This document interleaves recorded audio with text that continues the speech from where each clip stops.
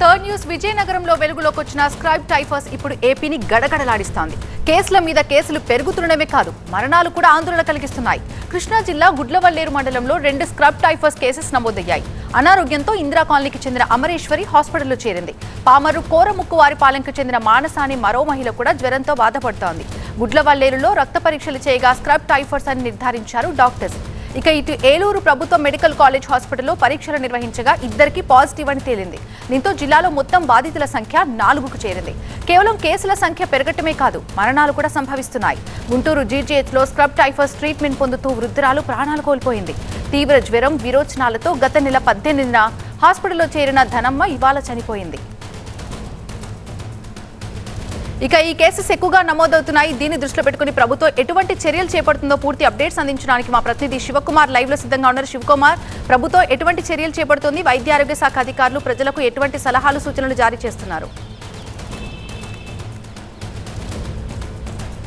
ఏపీలో సబ్ ట్రైపర్స్ కేసులు అయితే ఎక్కువగా నమోదవుతున్నాయి. ఈ నేపథ్యంలో ప్రభుత్వం అప్రమత్తమయ్యి తీసుకోవాల్సినటువంటి చర్యలు కూడా చేపడుతుంది. ఇప్పటి వరకు రాష్ట్ర వ్యాప్తంగా కూడా 26 జిల్లాల్లో కూడా పాజిటివ్ కేసులు నమోదయ్యాయి. ఈ నేపథ్యంలో ప్రభుత్వం మరింత అప్రమత్తమైందని చెప్పుకోవచ్చు.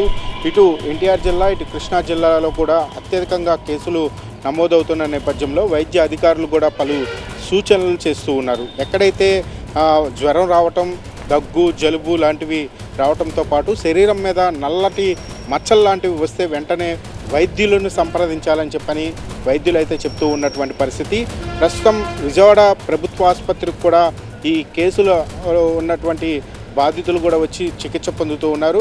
విజయవాడ ప్రభుత్వ ఆసుపత్రిలో ఒక ప్రత్యేకమైనటువంటి వార్డును కూడా ఏర్పాటు చేసినటువంటి పరిస్థితి ప్రస్తుతం మనం విజువల్స్లో కూడా చూస్తున్నాం. ప్రభుత్వ ఆసుపత్రికి అయితే పెద్ద సంఖ్యలో ఈ జ్వరం బారిన పడి అయితే వస్తూ ఉన్నటువంటి పరిస్థితి. మరోవైపు ఎక్కడైతే రాష్ట్ర వ్యాప్తంగా ఈ కేసులు అత్యధికంగా నమోదవుతూ ఉన్నాయో అధికారులు కూడా దానికి సంబంధించి చర్యలు కూడా చేపడుతూ ఉన్నారు. ఇప్పటి వరకు కూడా 2% మాత్రమే మరణాలు సంభవించాయి. ఎవరు కూడా ఆందోళన చెందాల్సిన అవసరం లేదని, ఈ స్క్రబ్ టైఫస్ అనేది ప్రాణాంతకం కాదని చెప్పని కూడా వైద్యులు చెప్తూ ఉన్నటువంటి పరిస్థితి. మరోవైపు ప్రజలకు కూడా దీని మీద అవగాహన పెంచుకోవాల్సిన అవసరం ఉందని చెప్పని చెప్తూ ఉన్నారు.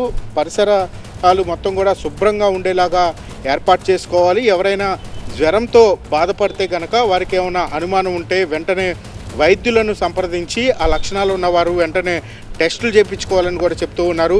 ఈ టెస్టులకు సంబంధించినటువంటి అన్నీ కూడా సదుపాయాలను కూడా రాష్ట్ర ప్రభుత్వం ఇటు ప్రభుత్వ ఆసుపత్రుల్లో అన్నీ సిద్ధం చేసినటువంటి పరిస్థితి.